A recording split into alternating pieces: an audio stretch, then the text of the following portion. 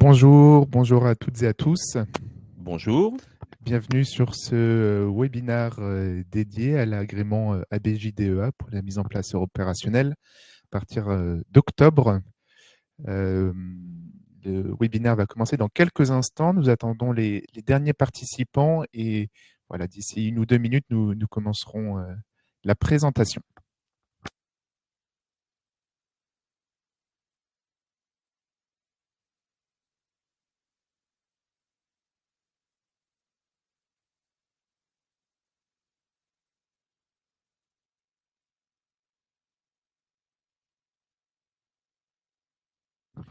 Pour rappel, vous avez donc la possibilité de poser vos questions via le bouton point d'interrogation questions et de voter pour ces dernières afin qu'elles remontent dans le fil de questions et qu'on puisse traiter les questions les plus demandeuses. Voilà. J'espère que vous nous entendez bien. N'hésitez pas à nous indiquer justement via l'onglet questions si vous nous entendez bien. J'espère que oui.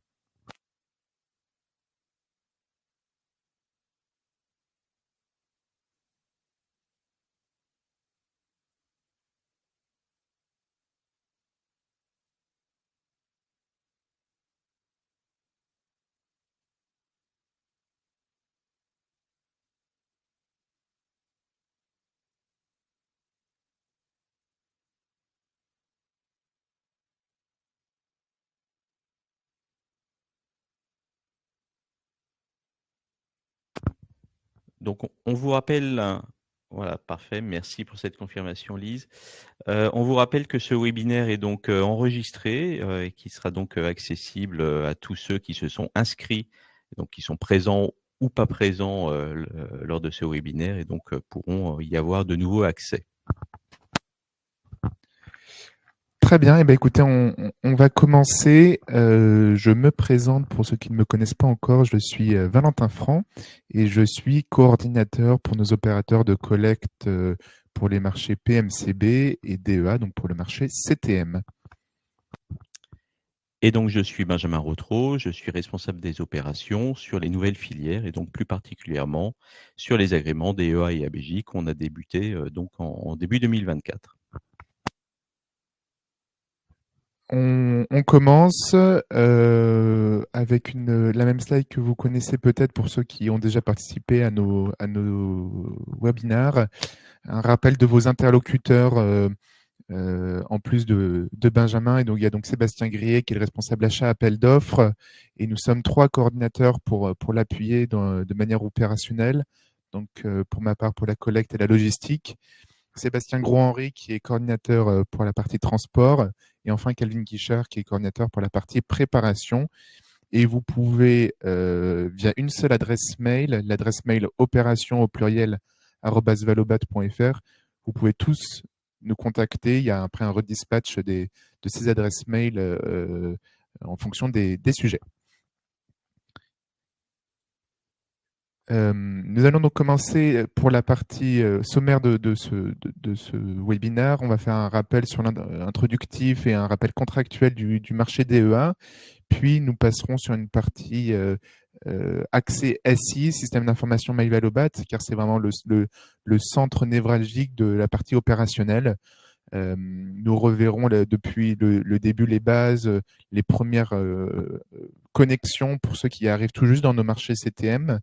Et puis, la suite logique des opérations, déclaration de tri de la benne, demander les évacuations, etc., etc. Comme le disait Benjamin, ce webinaire est enregistré et sera accessible quelques minutes après la fin de ce dernier. Nous vous ferons parvenir les slides et les modes opératoires aussi dans un second temps. Je laisse la parole à Benjamin. Très bien. Alors juste pour un petit rappel, donc effectivement, alors parlons des filières, DEA et ABJ. On travaille déjà ensemble avec un certain nombre d'entre vous sur ces filières et on travaille aussi avec un plus grand nombre sur les filières PMCB. Donc nous sommes agréés et c'est une nouveauté donc depuis ce début d'année et donc nous sommes passés en phase d'opérationnalité depuis le 1er janvier 2024 sur la partie collectivité locale. Mais on doit également intervenir sur un certain nombre de canaux qui ne se limitent donc pas uniquement à la partie déchetterie publique. Et donc la répartition qui est faite entre les différents éco-organismes et qui est la résultante finalement de nos parts de marché amont fait que aujourd'hui nous intervenons sur 114 points de collecte, hein, donc déchetterie publique. Sur le maillage que vous voyez sur la petite carte en bas à gauche, donc sur ce territoire. Donc 114 points de collecte qui représentent 17 collectivités locales. Il y en avait 111 quand on a démarré au 1er janvier 2024, mais il y en aura donc 3 de plus à partir du 1er octobre, suite au souhait de certaines collectivités de pouvoir étendre le dispositif.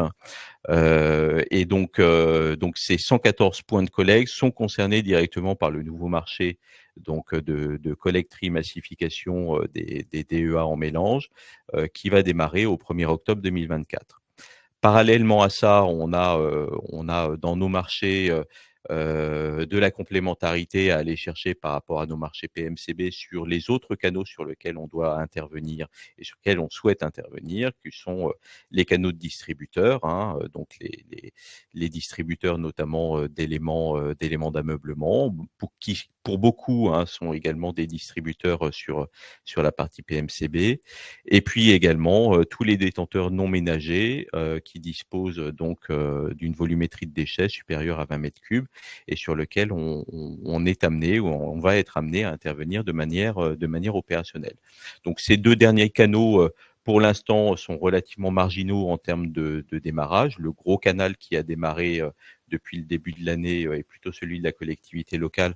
Et là, c'est vrai qu'on va parler beaucoup de la partie collectivité locale parce que, encore une fois, c'est le plus gros canal et c'est celui sur lequel on va devoir assurer une continuité de service entre anciens contrats qu'on avait gérés de manière gré à gré au 1er janvier et le nouveau contrat donc qui va rentrer en œuvre à partir du 1er octobre. J'en profite entre ces deux slides pour vous rappeler que vous avez la possibilité de poser vos questions au fur et à mesure et à la fin de cette partie introductive, on pourra déjà commencer à répondre à vos questions sur ce sujet-là. Alors, quelques mots rapides sur les schémas de reprise opérationnelle.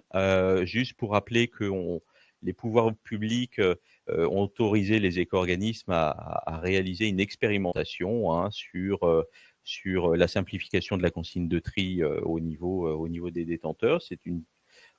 Faut bien comprendre qu'on passe d'une logique qui était auparavant un contenant égale une REP, hein, donc qui était finalement celle qui était utilisée jusqu'à présent, et on est donc rentré donc maintenant dans une démarche d'expérimentation qui s'appelle la multi-REP, qui vise non pas finalement à avoir une logique de tri par REP, mais une logique de tri par matériaux, ce qui fait que pour une même nature de flux, une même nature de produit, donc du bois par exemple, on peut être dans une configuration où on a du bois multi-REP dans lequel finalement à l'intérieur du contenant, il y a même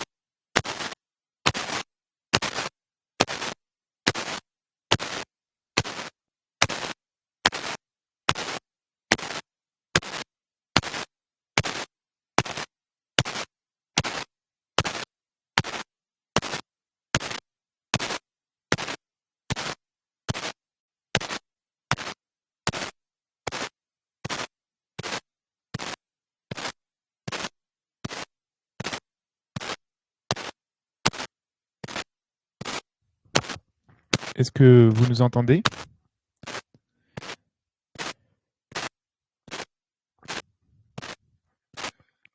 N'hésitez pas à remettre un message.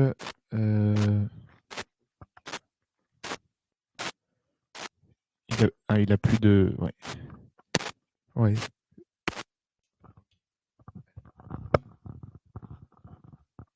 Alors, nous entendons Valentin, mais pas Benjamin. Ok, très bien. Ok, parfait. Bon, très bien, reprenons. Donc, je disais deux, trois mots sur la partie schéma de reprise opérationnelle.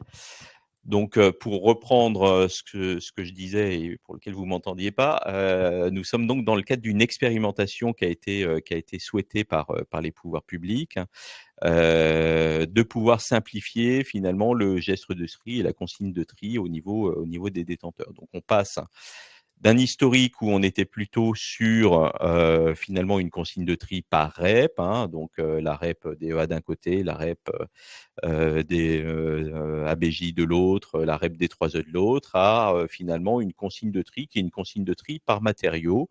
Et donc, c'est ce qu'on appelle la multi-REP. Donc, pour reprendre un exemple, on peut se retrouver dans une configuration où demain, à l'intérieur d'une benne bois, il peut y avoir du bois PMCB, du bois DEA, du bois ABJ, du bois Je jouais.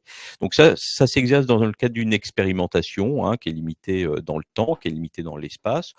On peut imaginer que ce soit une expérimentation qui soit reconduite ou qui soit complètement intégrée dans les cahiers des charges à terme.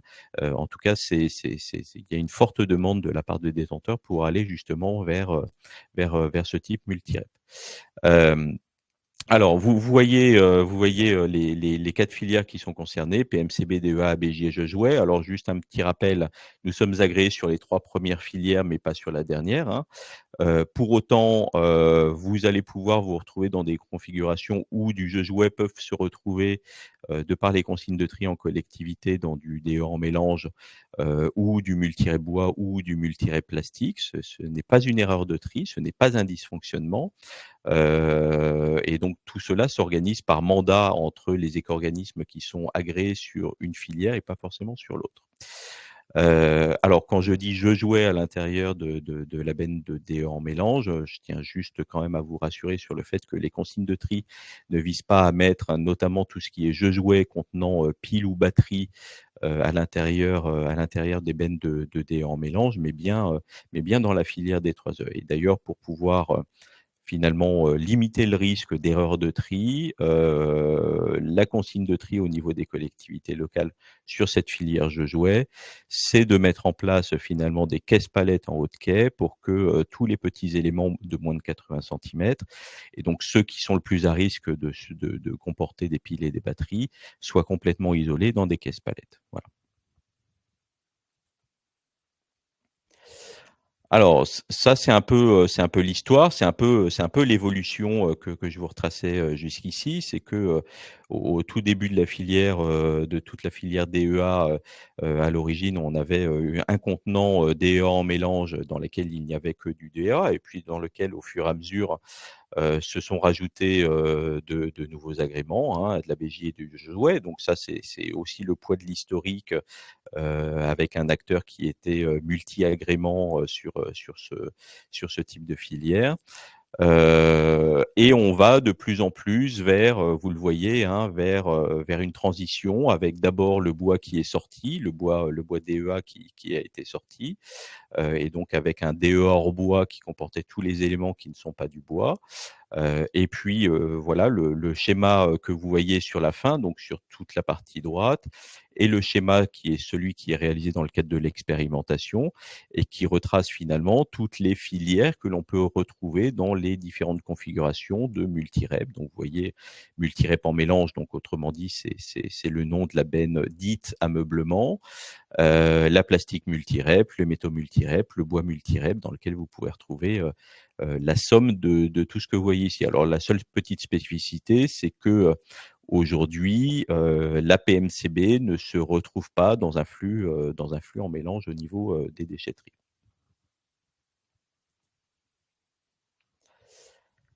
Alors, ce qui est important qu'on puisse vous dire et que vous intégriez, c'est que nous sommes avant tout sur un agrément principal qui est celui de la PMCB et on vient donc sur la partie DEA, donc sur le marché dit CTM 1B, puisque ce sera son petit nom. On va venir complètement en complémentarité par rapport au marché existant et qu'on a passé il y a maintenant 2 ans sur les marchés PMCB. Donc en termes de, vous voyez hein, sur tout ce qui est détourage en orange rouge, vous voyez les marchés PMCB tels qu'ils existent aujourd'hui. Hein, donc les marchés CTM 1A qui consistent à venir collecter sur un point de reprise en monomatériaux notamment tous les flux liés à la PMCB avec des marchés en aval, des marchés de préparation, alors que ce soit pour le plastique, pour le bois, pour le plâtre, pour les laines minérales évidemment. Et donc nous allons nous servir essentiellement de ce qui existe déjà aujourd'hui sur la PMCB, hein, notamment sur la partie bois. Et ensuite enrichir ce schéma un petit peu général par le marché CTM 1B qui va être vraiment spécifique à tout ce qui ne concerne pas la PMCB, donc en clair la partie DA en mélange. Et derrière, on va également s'appuyer sur 2 nouveaux marchés qui n'existaient pas jusqu'à présent. Le premier d'entre eux, c'est le marché de démantèlement des matelas. Et le second d'entre eux va être le marché de préparation CSR qui va également pouvoir servir un certain nombre de sujets hein, qu'on n'a pas forcément adressés de manière complète aujourd'hui sur la partie PMCB. Mais donc l'idée, c'est aussi de pouvoir faire en sorte que ces marchés de préparation CSR puissent à la fois servir sur les marchés de DEA, mais également sur les marchés de PMCB. Donc, autrement dit, et pour dire les choses un peu plus simplement, aujourd'hui, dans une configuration où une collectivité locale, par exemple, déploierait la PMCB, il faut bien être au clair sur le fait que l'opérateur qui va collecter les flux PMCB et donc les flux multi-REP, eh bien l'opérateur de la PMCB, c'est-à-dire ça s'exercera bien sous le marché CTM 1A. Les marchés CTM 1B pour lesquels on vous a réunis aujourd'hui sont des marchés de complémentarité sur lesquels, dans une phase de démarrage, puisque évidemment toutes les collectivités ne sont pas déployées en PMCB aujourd'hui, on va devoir, enfin, on va être amené à vous demander de collecter plutôt du DE en mélange, mais au fur et à mesure du déploiement de la PMCB, le bois, le plastique, les métaux, c'est déjà le cas, mais vont être sortis au fur et à mesure et donc vont se retrouver dans un autre marché qui est celui de la PMCB.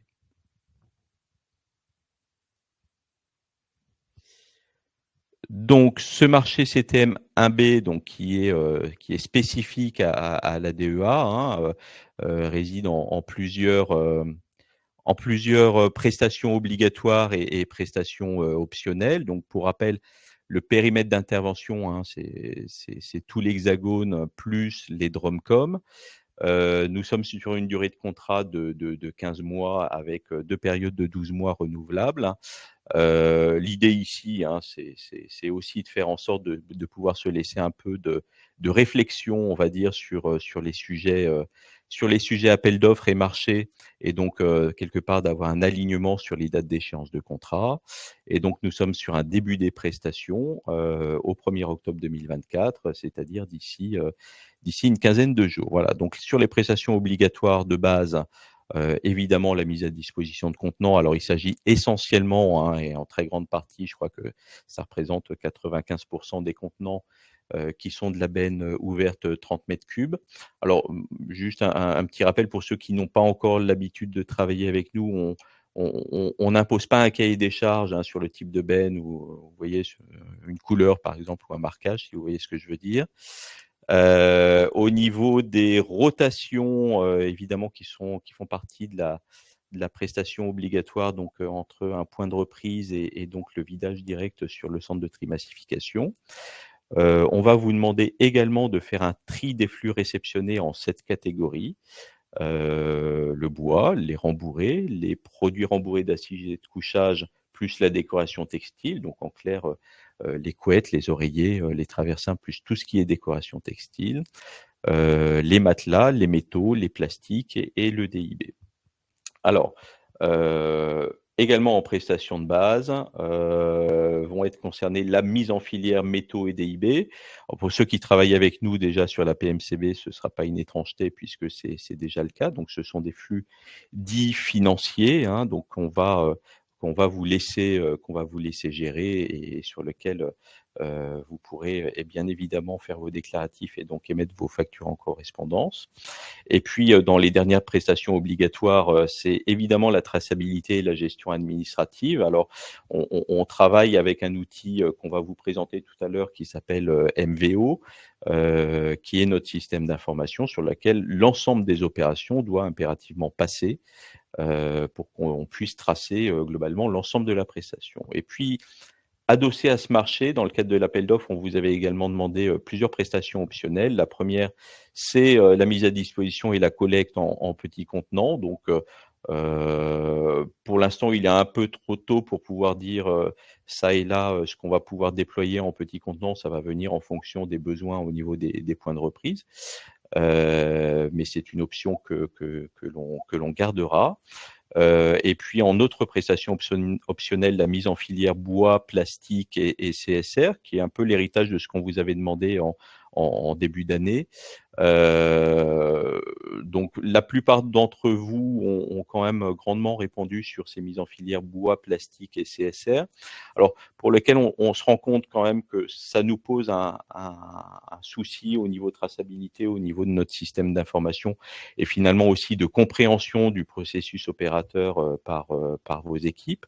Donc le schéma qui va être plutôt favorisé ici, ça va être plutôt d'aller chercher, de l'opérationnalité, donc concrètement utiliser, les marchés tels qu'ils existent aujourd'hui sur la PMCB et qu'on a développé sur le CSR pour faire en sorte d'utiliser ces marchés et aussi de pouvoir les alimenter. Mais on ne s'interdit pas, sur certaines zones de pouvoir, réfléchir et vous proposer de mettre en place ces options. Voilà, alors un focus qui fait un peu la transition avec la suite, hein, c'est que, la traçabilité complète des opérations se fera par notre système d'information, que ce soit la commande de collecte, donc là, c'est le rôle du point de reprise qui fait sa commande de collecte, le retour d'information. Donc je vous rappelle que nous avons des délais, enfin dans le contrat, il y a des délais contractuels, hein, sur lesquels on sera de toute façon de plus en plus vigilant dans le temps sur les délais de retour d'information et on vous demandera de faire les retours d'information sur la collecte sous un délai de 48 heures. Les déclaratifs d'exutoire, notamment quand on est en modalité financière, mais ça, Valentin le reprendra. Les imports d'étiquettes pesées et les documents de transport, plus évidemment, toute la partie demande de transport puisque, quand on est en opérationnalité sur les flux en aval, on va vous demander également quand vous aurez, une unité de transport, de disponible, de pouvoir faire vos demandes de transport pour qu'on puisse procéder à l'évacuation des flux vers les unités de préparation, en aval, voilà. Et donc, cette gestion administrative liée à l'outil est une partie intégrante, importante et primordiale de la prestation qui est attendue.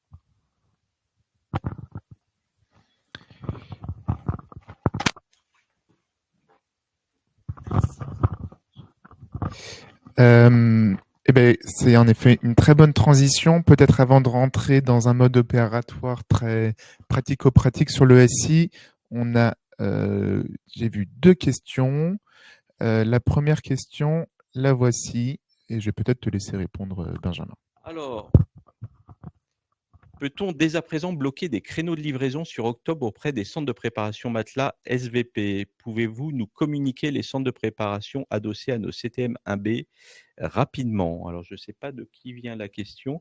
Alors, On a deux cas de figure. Le premier cas de figure, vous êtes un prestataire vous travaillez déjà avec nous sur un CTM qui est reconduit et dans pareil cas de figure, évidemment, on est dans de la continuité, c'est-à-dire on ne va pas effacer les configurations telles qu'elles existent dans MVO, on va être plutôt sur de la continuité et donc vous pouvez sans difficulté pouvoir faire une demande de transport grand volume. Bon.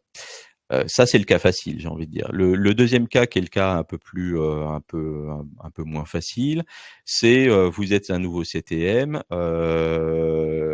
et donc vous n'avez pas encore toute la configuration dans MVO pour faire vos demandes d'évacuation de matelas. Donc ça, c'est un sujet sur lequel on va être amené à travailler là à partir de la semaine prochaine pour pouvoir configurer sur chacun des CTM les demandes d'évacuation sur la totalité des flux. Bon, sur le flux matelas, alors bien conscience qu'il peut y avoir des délais de rendez-vous qui peuvent être voilà un peu supérieurs à d'autres typologies de flux. Bon, pour autant, c'est quand même un flux qui n'est pas un flux extrêmement majoritaire dans le flux DEA. L'expérience montre que les premières demandes d'enlèvement au mois de janvier, hein, quand on a débuté les prestations, ont eu lieu seulement à partir du 15 janvier. Voilà, donc on a quand même un peu de marge de manœuvre finalement. Mais rassurez-vous, tout sera bien configuré dans ce système d'information, dans MVO, évidemment pour le démarrage du contrat.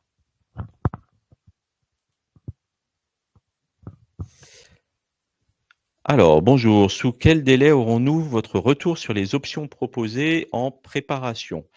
J'ai envie de dire fin de semaine prochaine. On aura les idées. Alors, on a déjà les idées à peu près claires, hein, pour être complètement transparent avec vous. On a déjà préfiguré finalement la distribution et les affectations des centres de préparation par CTM.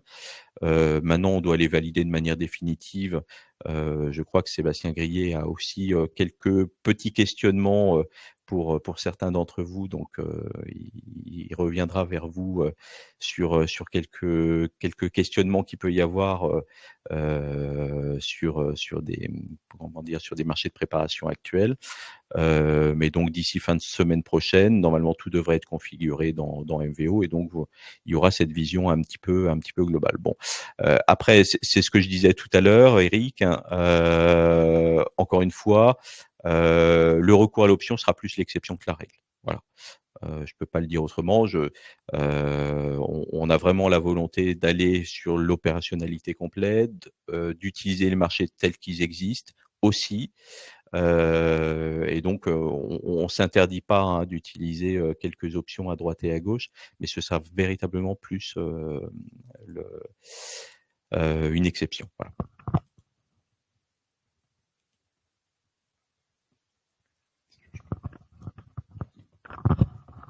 Pour répondre à cette question, pour les nouveaux CTM, quand allons-nous recevoir les accès MVO? Comment se passe la transition avec les anciens prestataires? Première partie de question pour les accès MVO.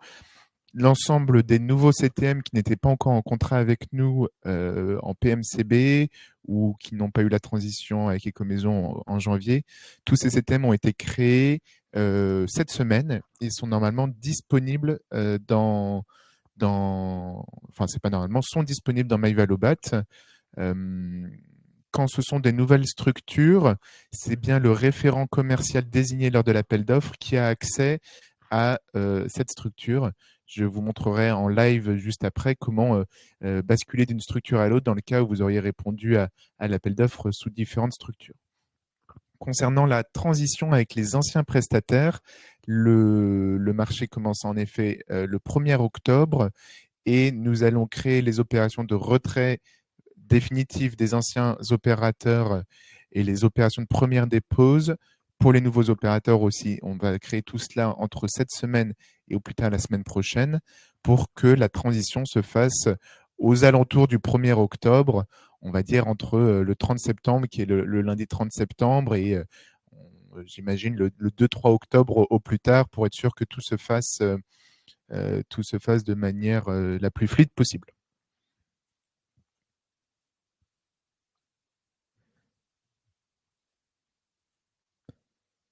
Si tu veux peut-être répondre.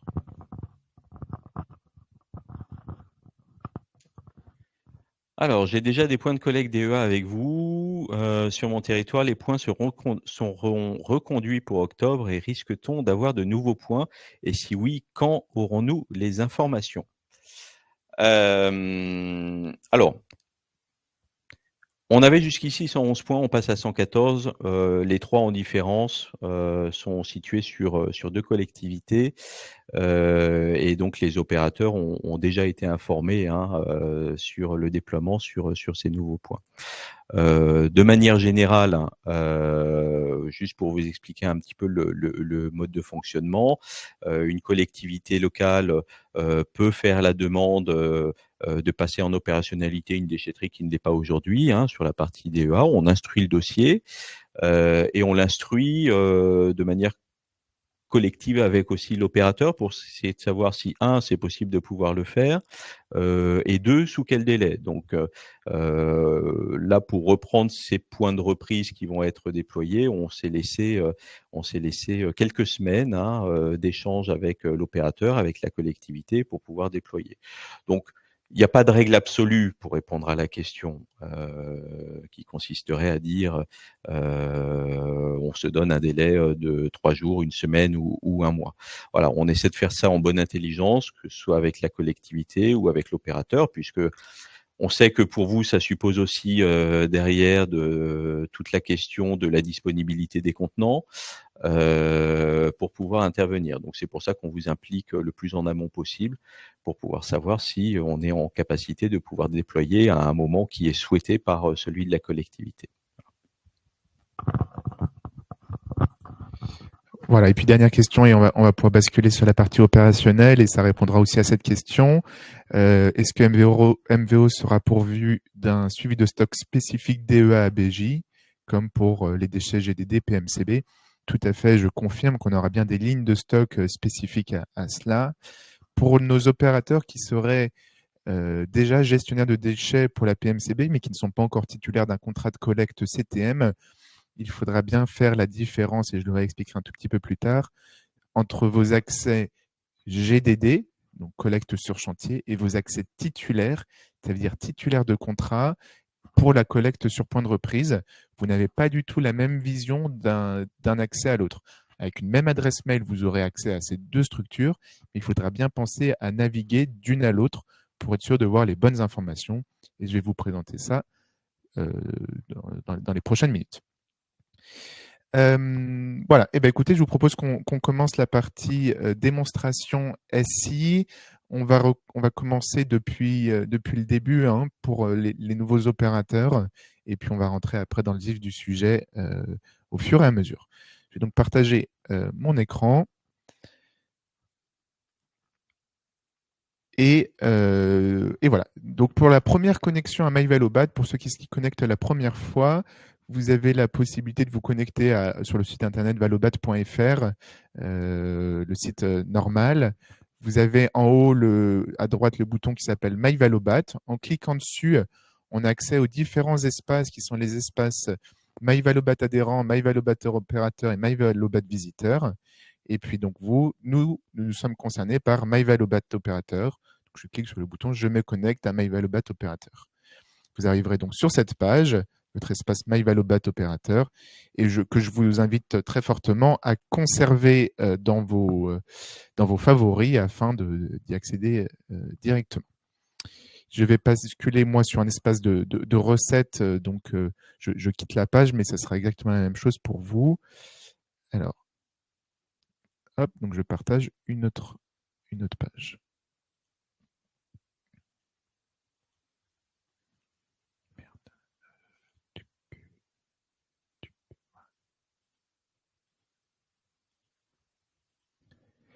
Voilà, donc c'est comme si j'avais suivi via le site internet. J'arrive donc sur cette page. Pour les tout nouveaux opérateurs qui se connectent pour la première fois MyValobat opérateur, nous avons pour l'instant créé les accès pour les responsables commerciaux qui nous ont été indiqués lors de l'appel d'offres. Donc c'est bien au responsable commercial de se connecter ou le référent commercial de se connecter pour la première fois au SI, et de créer les différents espaces pour les autres utilisateurs.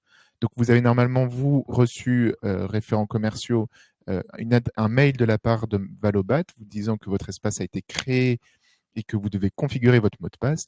Dans le cas où vous n'auriez pas reçu ce mail, vous avez la possibilité de cliquer ici sur mot de passe oublié, d'indiquer votre adresse mail personnelle, professionnelle, et de cliquer sur le bouton réinitialiser et vous recevrez ce mail.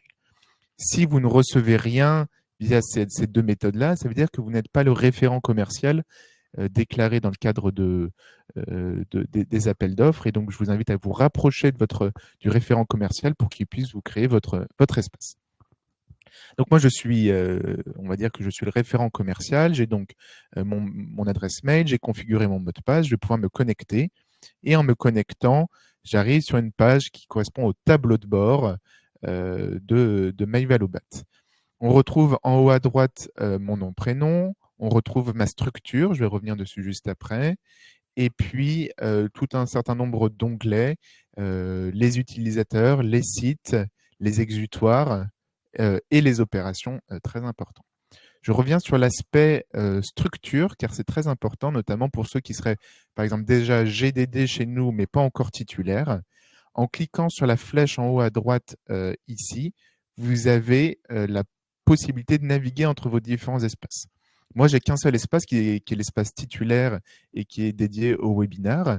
Mais dans le cas où vous seriez GDD ou bien vous avez plusieurs structures titulaires qui vous sont rattachées, elles apparaissent toutes ici.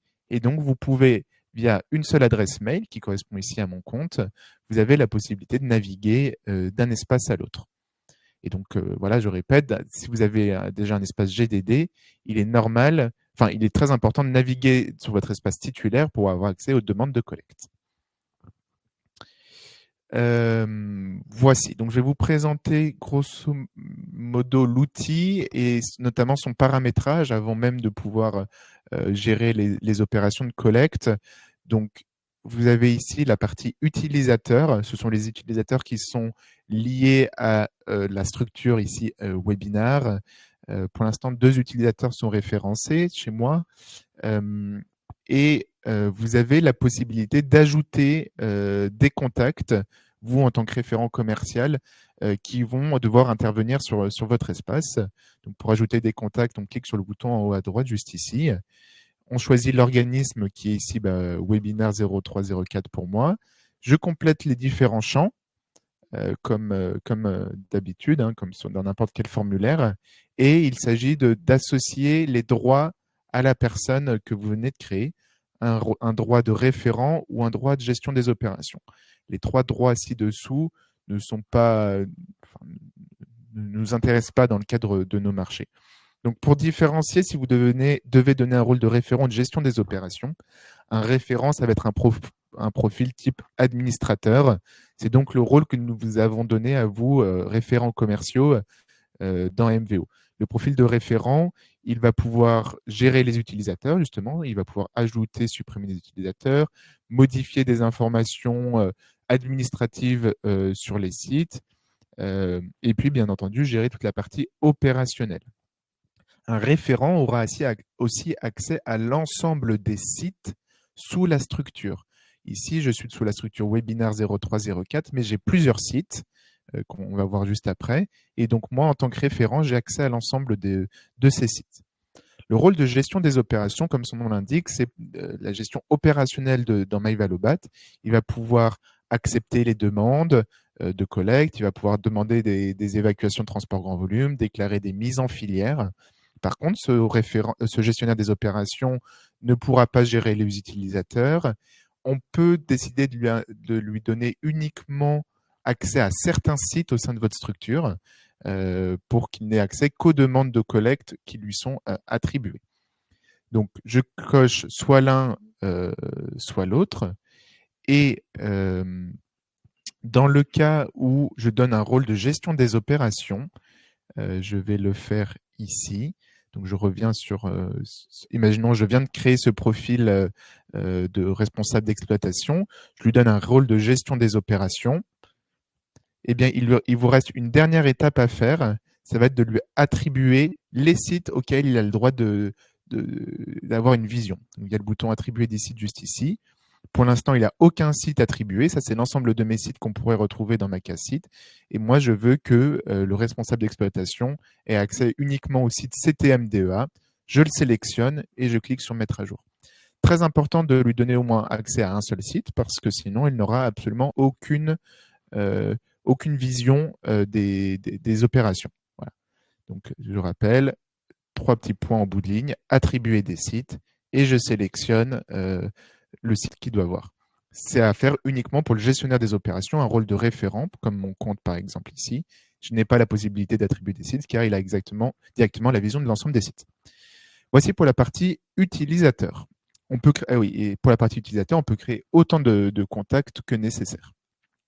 La partie site, comme je vous l'indiquais juste avant, il peut y en avoir au sein d'une même structure, il peut y en avoir plusieurs. Ici, j'ai par exemple 4 sites pour mes différents webinaires que j'ai pu réaliser, dont le site CTM-DEA on va rentrer dans le détail. Et donc, moi, j'ai un profil de référence, je vois l'ensemble des sites. Je clique dessus et donc j'ai accès à un certain nombre d'informations où vous allez devoir compléter afin que ça fonctionne bien dans MyValobat. Donc ici, je suis dans l'onglet Site, au sein de mon site CTM-DEA. J'ai un rappel des informations contractuelles, le numéro de SIRET, l'adresse. Vous avez ici l'onglet Horaires et accès qu'il va falloir compléter pour que le transporteur grand volume, qui va venir par exemple collecter votre bois une fois que vous l'avez massifié, puisse se présenter sur des horaires autorisé chez vous. Il est vraiment important de compléter cette partie horaire et accès.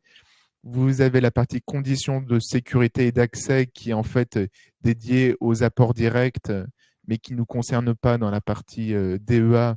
Donc, voilà, pas besoin de le compléter particulièrement. Et la typologie du site qui ne nous intéresse pas vraiment non plus. Donc, voilà, 2 carrés importants. Information générale, mais c'est de la visualisation. Et surtout, horaire et accès que je vous invite à compléter dès maintenant. On verra l'onglet opération après. On a l'onglet configuration M2, M3 qui pour le moment sur vos sites ne sont pas encore configurés. Et c'est ici que vous allez voir les exutoires vers lesquels, enfin les centres de préparation vers lesquels nous allons envoyer votre matière.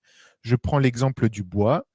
Le bois va être envoyé vers le site qui s'appelle Webinar CTM et Prépa et le titulaire de transport va être Webinar.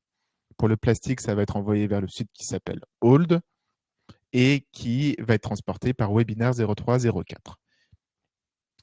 Vous avez les points de reprise qui vous sont attribués, voilà. Donc ici, j'ai pour l'instant une déchetterie professionnelle que j'avais remplie dans le cadre de l'exemple, mais on verra les différents flux que vous pouvez, vous avez les différents flux qui vous sont attribués et les contenants aussi qui ont été paramétrés. Vous avez la partie stock, donc pour reprendre une question qui nous était posée précédemment. Donc ici, je vois que j'ai déjà collecté 150 tonnes de DEA en mélange et 15 tonnes de matelas sur ma déchetterie publique, enfin professionnelle ici. L'onglet documents où vous allez pouvoir nous indiquer l'arrêté ICPE, l'arrêté préfectoral en fait de votre centre de massification et le plan de masse de circulation aussi pour que le transporteur puisse le respecter lorsqu'il viendra collecter la matière. Le protocole de sécurité, idem. Pour joindre un document, il suffit de cliquer sur les 3 petits points en bout de ligne, charger, et puis d'aller chercher le document sur votre ordinateur. L'onglet règlement. Règlement, ça va être donc pour la partie facturation. Nous faisons la partie facturation, en effet, je peux prendre 2 secondes pour y revenir. Nous vous envoyons en fait chaque mois un bon à facturer qui va reprendre l'ensemble des opérations qui ont été réalisées et validées sur le mois précédent. C'est-à-dire que là, nous allons envoyer d'ici quelques jours les bons à facturer pour le marché PMCB, CTM PMCB, reprenant l'ensemble des opérations qui ont été réalisées et surtout validées, c'est ça qui nous importe, sur le mois d'août 2024. Afin de pouvoir recevoir ces bons à facturer, vous pouvez faire le choix de recevoir les bons à facturer au niveau de la structure ou bien par site. Ça, c'est votre organisation qui qui le décide. Alors, pour le faire par site, il faut aller dans chaque site ici et compléter l'onglet règlement en cliquant sur la petite coche ici et en indiquant les différentes informations et notamment la personne et l'adresse mail de la personne qui souhaite recevoir le bon à facturer pour le traiter et puis ajouter votre IBAN. Donc ça, vous le faites soit au niveau du site, soit au niveau de la structure. Vous avez la possibilité, donc là je suis dans l'onglet compte, webinaire 0304, c'est ce qu'on retrouve juste ici, et vous avez la possibilité d'aller dans l'onglet de règlement, juste ici, et de compléter les informations de la personne qui recevra le bon à facturer. Si vous complétez ici, vous recevrez sur un seul et même bon à facturer l'ensemble des prestations, alors elles seront bien séparées pour qu'on puisse y retrouver, mais l'ensemble des prestations réalisées sur l'ensemble des sites. Ça, c'est si vous remplissez à la partie compte, donc structure. Si vous remplissez à la partie CTM, enfin site, c'est bien au niveau du CTM que nous émettrons un bon à facturer reprenant les prestations. Et enfin, le dernier onglet qui nous intéresse, c'est l'onglet notification, onglet vraiment très important et que je vous invite à compléter dès que possible. Ici, vous allez pouvoir indiquer toutes les adresses mail que vous souhaitez qui recevront les demandes de collecte des points de reprise. C'est-à-dire que lorsqu'un point de reprise vous fera une demande de collecte de sa benne 30 de DEA, eh bien, vous recevrez une opération d'un MVO, on va voir ça juste après, mais vous recevrez surtout une notification par mail vous disant que vous devez vous connecter à MVO pour prendre en charge l'opération. Donc là, vous ajoutez un contact. Bon, je vais une adresse mail point basique. Il va te manquer je pense, le arrobase.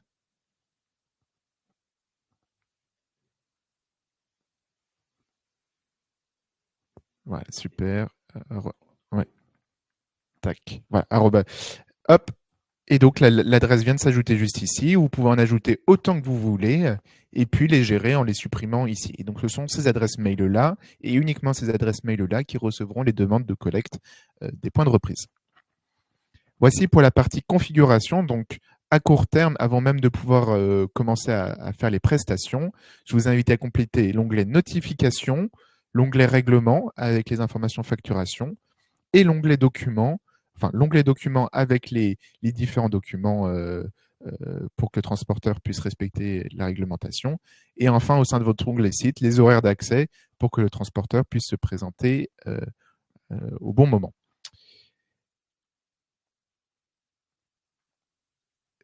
On a déjà quelques questions à cette partie-là. Les contacts créés pourront-ils être associés à un site? Donc oui, comme je vous l'ai indiqué, en lui donnant un rôle de gestionnaire des opérations et puis en lui affectant le ou les sites, c'est tout à fait possible. Est-ce que les tonnes triées décrémentent les tonnes entrantes dans le stock? Tout à fait. Donc, nous avons pour le moment un stock de DEA en mélange, comme dans notre exemple. Vous allez nous déclarer des opérations de tri et vous allez nous indiquer que, par exemple, pour 10 tonnes de DEA, vous avez sorti 2 tonnes de prac, 3 tonnes de bois et 1 tonne de métal.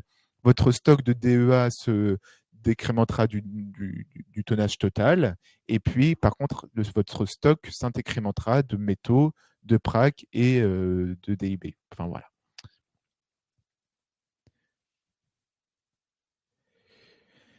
Vous nous confirmez que les marchés prépa et CSR ne sont pas encore paramétrés dans MVO. Alors, les sites CSR, normalement, sont paramétrés.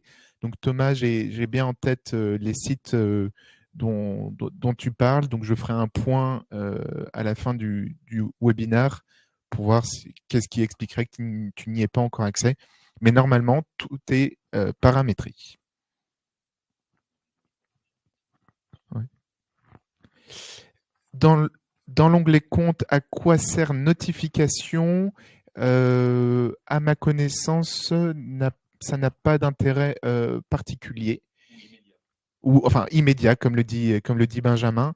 Donc pour le moment, pas besoin de le paramétrer parce que vous ne recevrez rien de particulier via cette partie-là. C'est bien dans l'onglet site que vous devez compléter les adresses mail. Voilà, pas de questions supplémentaires. Je continue.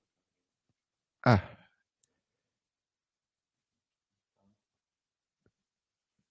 Une question, y a-t-il des points distributeurs équipés dès octobre? Pouvez-vous nous transmettre la liste des anciennes qui ont adhéré à Valobat afin de nous préparer mieux aux éventuels déploiements? Alors je vous confirme qu'il y aura pas de point de distributeur à équiper, dès le mois d'octobre. Ça va venir avant la fin de l'année, mais pas au 1er octobre. Donc, il n'y a pas de degré d'urgence à prévoir, là au 1er octobre un déploiement sur la partie distributeur.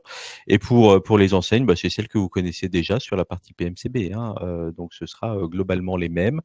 Donc plutôt des gens qui sont pas forcément spécialisés dans le domaine de l'ameublement, mais plutôt des gens qui sont issus du domaine du bâtiment et qui sont ou qui seraient également concernés par les obligations de reprise, au titre de la DEA.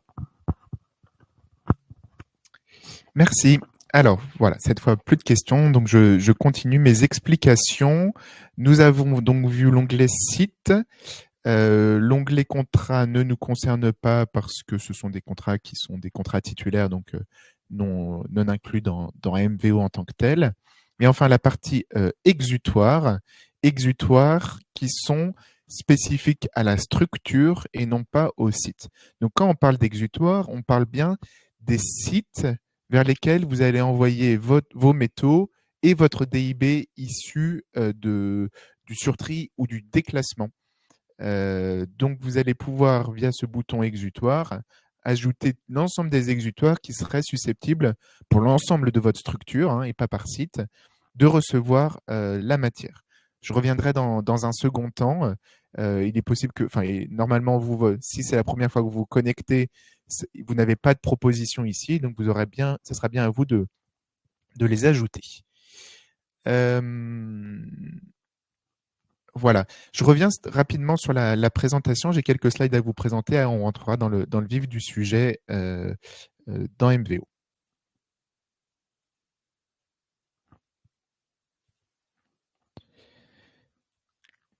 Voilà, je voulais vous parler justement de la déclaration du tri de la benne DEA ABJ en mélange pour les CTM.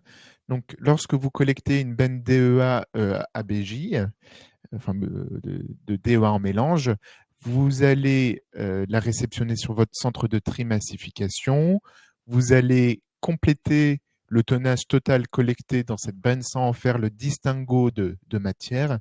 Et ce sera bien au sein d'une deuxième étape que vous allez nous déclarer dans MyValobat que vous allez nous indiquer que vous avez sorti tant de tonnes par flux issus de ce DEA en mélange. Et donc, vos matières s'incrémenteront proportionnellement à vos déclarations. Quand même, juste sur cette opération de tri, il n'y a pas d'obligation de le faire à une fréquence plus faible que celle de mensuel. Voilà. Je voulais quand même juste le préciser. Vous n'avez pas d'obligation de faire une campagne de tri quotidienne, hebdomadaire ou bi-hebdomadaire. Vous avez vraiment toute latitude finalement pour pouvoir faire cette déclaration de tri qui est importante parce que évidemment la partie facturation tri va reposer essentiellement sur vos déclaratifs de tri et la partie incrémentation tonnage va également reposer sur cette opération de tri. Donc cette opération de tri, elle est vraiment primordiale pour pouvoir faire en sorte que l'ensemble finalement de la chaîne fonctionne. Mais on n'impose pas de fréquence, si ce n'est celle de mensuel, donc à minima, mensuellement, vous déclarez les opérations de tri. Alors, vous voyez qu'on a également indiqué que pour chacune des opérations de tri, on va vous demander des bons de pesée pour chacune des fractions, donc bois, DIB, etc. L'usage fait que on sait très bien qu'il n'y a pas forcément de pesée systématique sur les opérations de tri qui sont réalisées. Donc, aujourd'hui, on tolère un autre mode de fonctionnement qui est celui du certificat sur l'honneur, hein, qui consiste à dire je certifie entreprise X avoir trié sur la période donnée tant de bois issus de la BNDEA, tant de DIB, tant de matelas, etc., etc. C'est un process qu'on est en train de revoir pour pouvoir essayer de simplifier les choses parce que évidemment mettre des choses inutiles dans le système n'a pas forcément beaucoup de pertinence. Donc on est en train de regarder et de faire en sorte que ces bons de pesée finalement ne soient plus demandés comme un document comme un document obligatoire. Voilà, donc ça, c'est quelque chose qui viendra dans les semaines qui viennent au titre de la simplification. Alors évidemment, ça suppose derrière qu'on va devoir faire un peu plus de corrélation de stock. Donc, on s'interdit pas de vous demander à fréquence régulière de nous faire un état des stocks pour pouvoir le recorréler par rapport à la théorie qu'on a dans notre système d'information et corriger le cas échéant, parce que le risque évidemment de glissement serait d'avoir du stock négatif sur telle ou telle matière. Merci pour les compléments.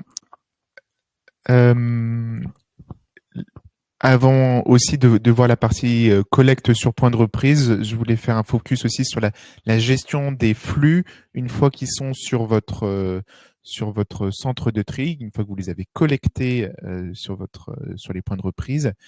Et pour reprendre ce que disait Benjamin, on a bien deux catégories de flux et il est vraiment important de l'avoir en tête. Nous avons ce qu'on appelle des flux financiers et des flux opérationnels. Flux financiers, c'est à vous de gérer l'évacuation et on vous rémunère selon un prix remis dans le cadre de l'appel d'offres pour le transport et l'acceptation en exutoire. Ça, c'est pour la partie flux financier. Pour les flux opérationnels, vous nous faites une demande d'évacuation dans MyValobat, on verra juste après. Et donc, dans ce cas-là, Valobat mandate un transporteur qui va venir collecter votre matière et l'emmener vers un centre de recyclage Valobat aussi. Donc, c'est bien, nous nous occupons de toute l'opérationnalité à partir du moment où vous en avez fait la demande. Donc, pour reprendre très rapidement, pour les métals et DIB en flux financier, vous allez nous déclarer des exutoires dans MVO. Vous pouvez nous déclarer plusieurs exutoires si selon la périodicité ou enfin dans l'année, vous avez plusieurs exutoires, vous avez la possibilité de nous en déclarer plusieurs. Cette déclaration d'exutoire est à faire une seule fois. Vous aurez à nous joindre un arrêté préfectoral justifiant du recyclage de cet exutoire. Et puis, de manière périodique, là, un peu comme pour le tri de la benne DEA, vous pouvez nous déclarer de manière mensuelle l'évacuation de vos flux financiers, métal et DIB, en nous faisant une déclaration de mise en filière, déclaration que nous verrons juste après. Voilà pour les parties flux financiers. Et pour les flux opérationnels, votre action se résume juste à faire une demande dans MyValobat de transport en indiquant une date souhaitée de collecte. C'est grosso modo ce que je vous réexplique ici, hein, avec un focus sur vos actions en tant que CTM, déclarer vos exutoires et réaliser les mises en filière de manière périodique en joignant le bon de pesée de l'exutoire de vidage. Voilà, très important. Nous n'accepterons pas dans les opérations de mise en filière le bon de pesée de sortie de votre CTM parce que il faut qu'on puisse contrôler que vous avez bien vidé la matière sur le centre que vous nous avez déclaré. Donc, nous attendons le bon de pesée de l'exutoire de vidage. Oui, juste, si vous souhaitez déclarer, non pas à chaque sortie vers un exutoire, les évacuations et que vous souhaitez le faire tous les mois, par exemple, vous pouvez évidemment insérer la somme de tous les tickets de pesée, hein, scanner en une fois, et donc mettre tous les tickets de pesée de réception de l'exutoire au niveau du document à importer. La partie demande d'évacuation, donc la partie opérationnelle, pour les différents flux, alors on a laissé le flux LEN qui n'en est bien entendu pas un, qui est un flux PMCB avec les modes de transport. Le transporteur se charge en fait de se coordonner avec le centre de préparation pour se rapprocher le plus possible de vos dates souhaitées d'évacuation. Le transporteur reçoit votre demande, le centre de préparation aussi en parallèle. Ils se mettent d'accord sur la date de réception sur le centre de préparation et donc le transporteur revient vers vous en indiquant la date où il va venir charger votre matière. Et donc votre action, c'est de réaliser une demande d'évacuation d'un MVO en indiquant la date souhaitée d'évacuation. Et donc, comme pour ceux qui sont déjà en contrat PMCB avec nous, un A, anticipez vos demandes afin d'éviter tout risque de surcharge sur vos sites. Voilà pour la partie slide. On va revenir sur la partie démonstration sur le SI.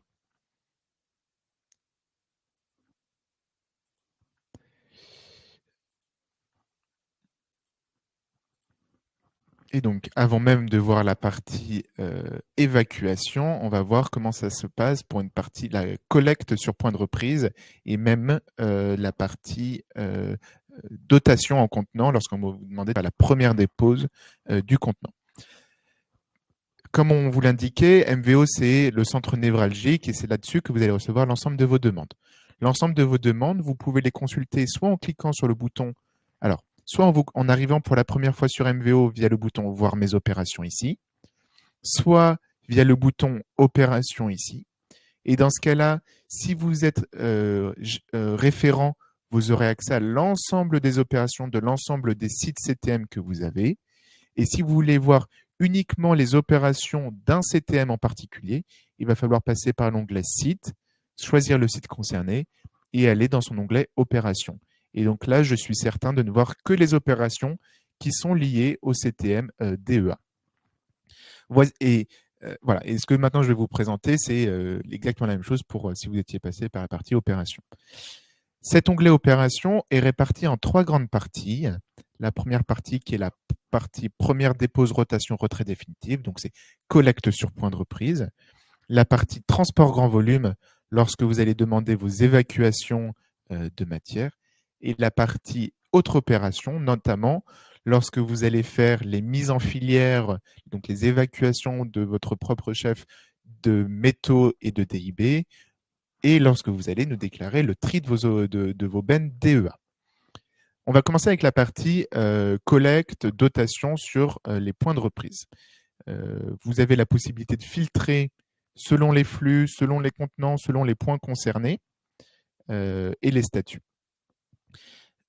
C'est un tableau qui se présente de cette manière. En première colonne, vous avez le numéro unique d'opération, le type de prestation, le flux concerné, le contenant, le point concerné, le point de reprise, le site d'arrivée, donc ici c'est chez vous, le statut, on va revenir dessus, les écarts, on reviendra dessus aussi, la date souhaitée de collecte, au plus tôt, au plus tard, et puis la date à laquelle vous avez planifié la collecte.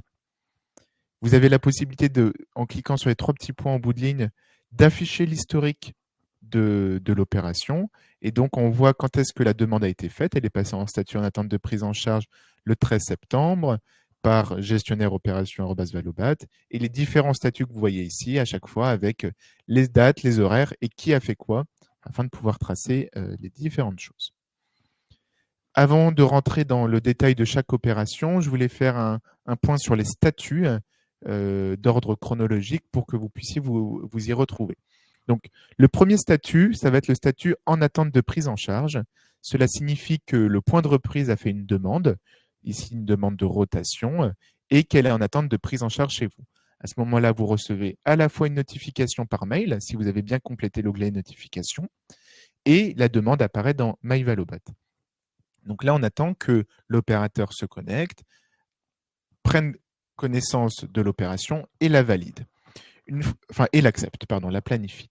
Une fois qu'elle va être planifiée par vos soins, le second statut ici va être accepter opération planifiée.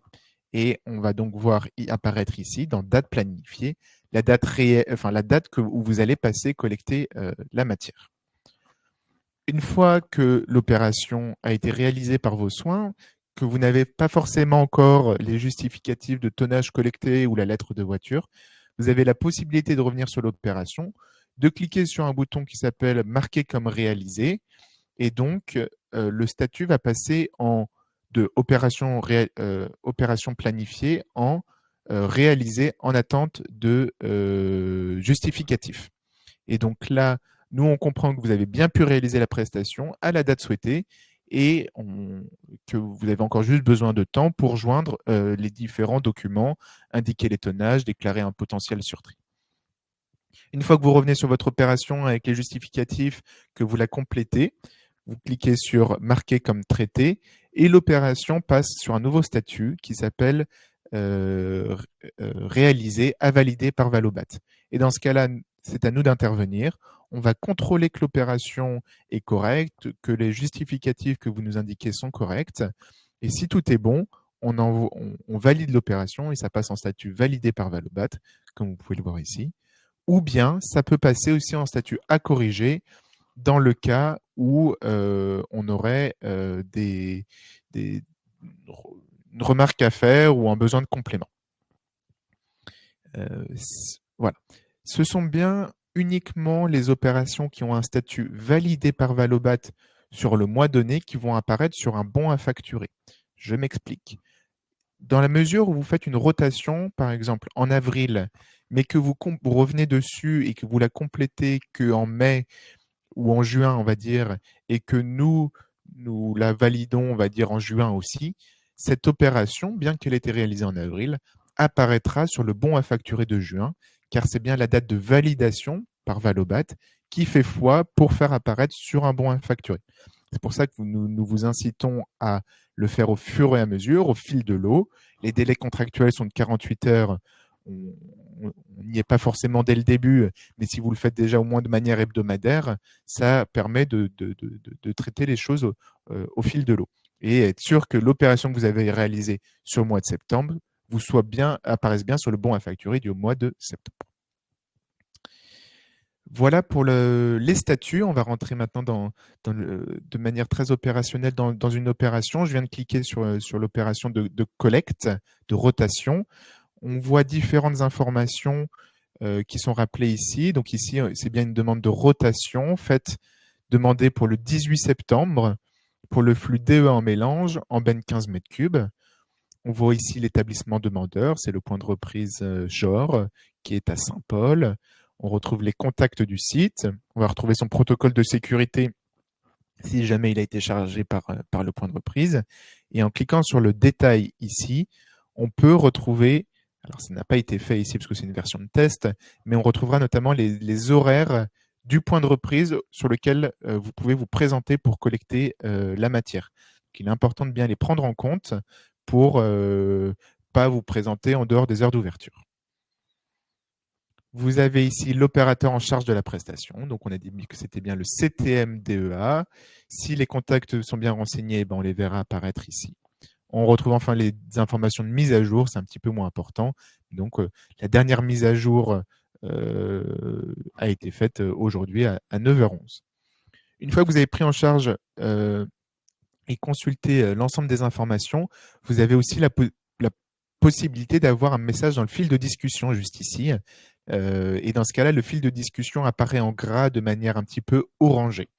Le fil de discussion, il est propre à une opération, donc ici l'opération de collecte, et c'est un fil de discussion tripartite entre le point de reprise, vous et Valobat.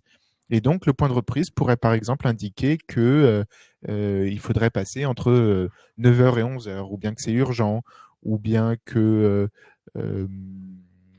le contenant n'était pas conforme, il était abîmé, etc. Enfin, voilà, il peut vous indiquer tout un nombre d'informations via un nouveau message et vous avez la possibilité d'y répondre en cliquant sur nouveau message aussi.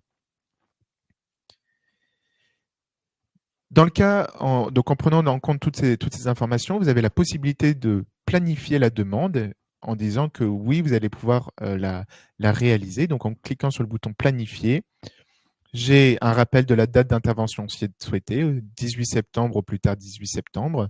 Donc moi, je vais pouvoir passer a priori le 18 septembre aussi et indiquer que je vais par exemple passer le matin.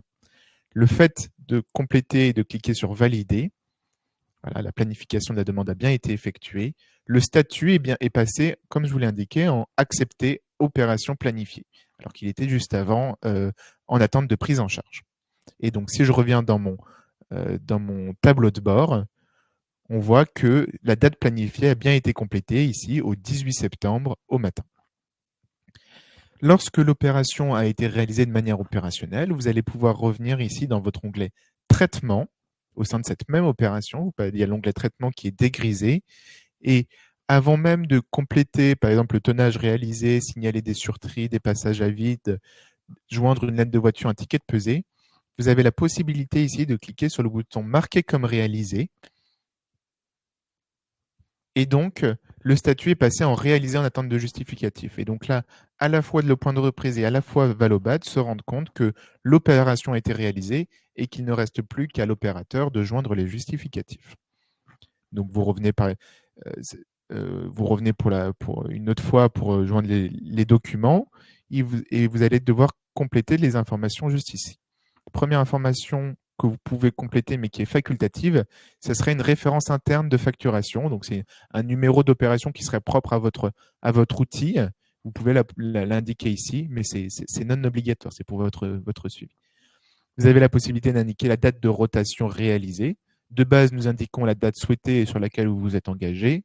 Mais si vous n'êtes pas passé le 18 septembre, mais le 19 septembre, vous avez la possibilité de l'indiquer. Dans ce cas-là, il y aura un écart de date qui va être relevé. Et il va falloir le justifier en indiquant que vous avez par exemple eu un problème lié au transport et puis indiquer que votre camion était en panne dans l'onglet commentaires. Donc ça, c'est dans le cas où vous modifiez la date. Vous avez la possibilité, mais normalement, ça ne devrait pas trop arriver sur la partie DEA, indiquer un changement de contenant, notamment sur les collectivités.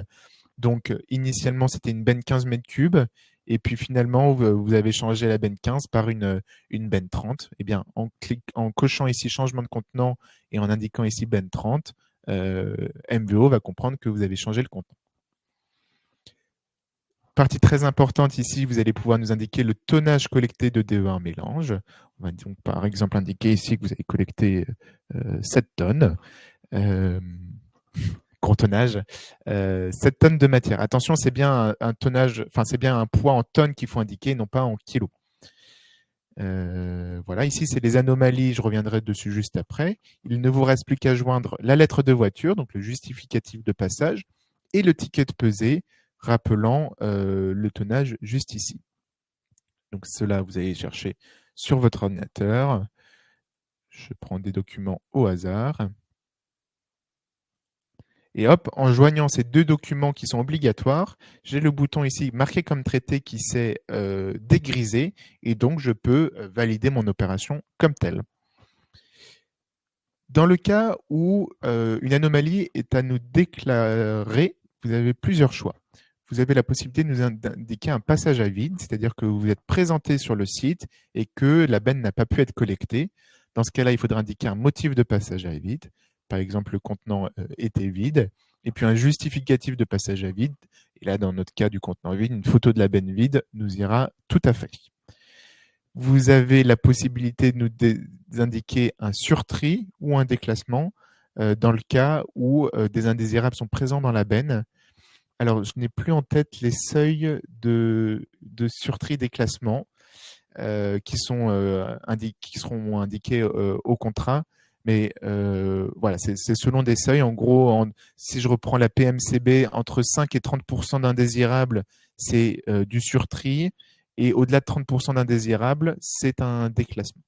Et dans le cas où vous devriez nous déclarer un surtri, il suffit de le cocher ici et de dire que vous avez retrouvé, par exemple, du DIB et que vous en avez retrouvé une tonne. Comme ça. Ici, ça s'est directement mis à jour. Donc, on voit qu'en DEA en mélange, vous aviez collecté 7 tonnes moins une tonne de DIB. On a bien 6 tonnes de DEA qui vont incrémenter votre stock. Ici, on vous demandera aussi un justificatif de surtri avec des photos nous présentant les indésirables. Donc ça, c'est dans le cas d'un surtri. Et dans le cas d'un déclassement, c'est-à-dire que c'est intriable ou bien le pourcentage d'indésirables est vraiment trop important, vous nous signalez un déclassement. Et dans ce cas-là, il faudra juste nous joindre. Donc, on considère que 100% du tonnage part en DIB. Et donc, il faudra juste nous mettre des photos exhaustives justifiant du déclassement de la benne. Ce sont des champs obligatoires. Donc là, par exemple, tant que je n'ai pas joint la photo de déclassement, je ne peux pas cliquer sur marquer comme traité. Le bouton vidage direct ici ne nous concerne pas pour la partie DEA parce que ce sont des vidages directs des flux financiers, donc inertes et métaux. Or, vous ne collectez pas directement ces flux sur les déchetteries, enfin sur les points de reprise. Donc, vous n'êtes pas concerné, mais ce serait dans le cas où vous iriez vider de la matière directement en exutoire pour des flux financiers. Voilà, je vais partir sur le principe que cette opération n'avait pas d'anomalie, pas de surtri, pas de déclassement, pas de passage à vide. Je clique sur le bouton marqué comme traité en bas à droite. Et donc, le statut est passé en réalisé à validé par Valobat. Et nous, Valobat, on contrôle quotidiennement toutes les opérations. Alors, on ne les contrôle pas le jour même, mais on les contrôle forcément dans le mois. Et une fois qu'elle est contrôlée, eh bien, elle passe en validé par Valobat ou bien en statut à corriger. Dans ce cas-là, quand elle passe en statut à corriger, dans votre onglet de traitement, si vous revenez sur l'opération, il y aura un petit encart ici avec notre commentaire vous disant par exemple merci de mettre en accord le tonnage déclaré ici et le ticket de pesée, parce que par exemple sur le ticket de pesée, on voit 8 tonnes et vous avez indiqué 6 tonnes par erreur de frappe sans doute. Eh bien, on vous demandera de mettre en conformité ces deux informations. Voici pour la partie collecte. Et je réponds déjà à une question. Pour les poses de première benne, est-ce que c'est la déchetterie qui va faire la demande? Donc pour la partie première dépose et retrait définitif de contenant, c'est Valobat qui a la manœuvre là-dessus. C'est donc Valobat qui va créer ces opérations. Les déchetteries et les points de reprise de manière générale ne peuvent demander que des collectes de bennes.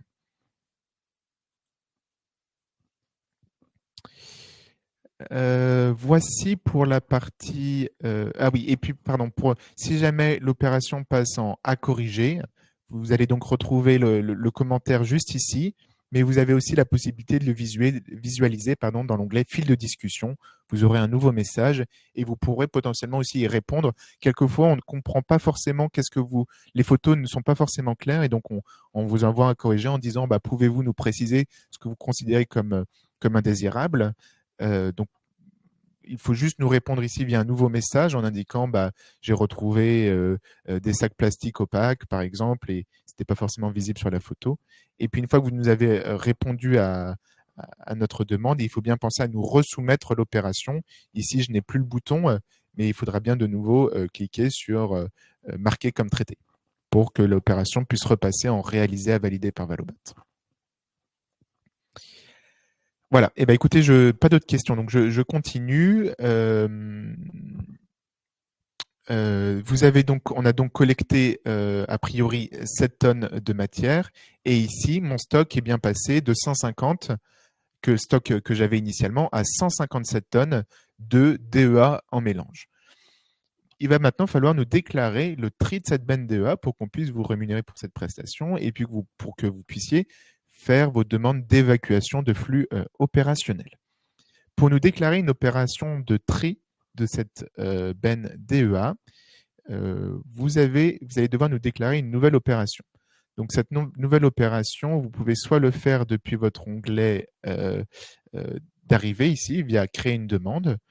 Vous pouvez le faire depuis votre onglet opération juste ici, via faire une nouvelle demande, ou bien au sein d'un site particulier. Je vais sur mon CTM DEA, dans mon onglet opération, et je clique sur faire une nouvelle demande.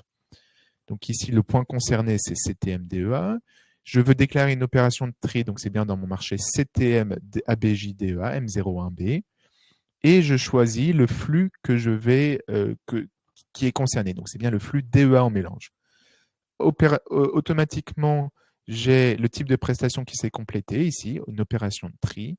Et comme le disait Benjamin, on vous incite, on vous encourage à nous faire une déclaration par mois afin de limiter les démarches administratives. Et dans ce cas-là, si vous nous faites une opération par mois, je vous invite à nous déclarer à chaque fois le premier jour du mois. Comme ça, on verra bien que c'est les prestations de tri du mois de septembre. Donc ici, je vais dire que je vais déclarer mes opérations de septembre. Je confirme ma demande et c'est grosso modo le même visuel qu'une opération de collecte. Ici, je vais aller directement dans mon onglet traitement et c'est ici que je vais pouvoir indiquer les différentes fractions issues de mon tri de mon DEA en mélange. Donc, j'ai ici 157 tonnes de DEA et puis je vais indiquer que j'ai 2 tonnes de métaux. Je vais laisser Benjamin le compléter, mais le rembourrer.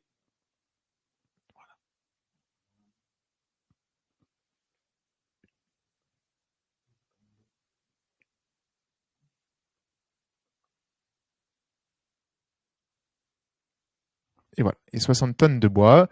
Donc, automatiquement, mon stock ici, c'est décrémenté des 87 tonnes que je viens de déclarer ici.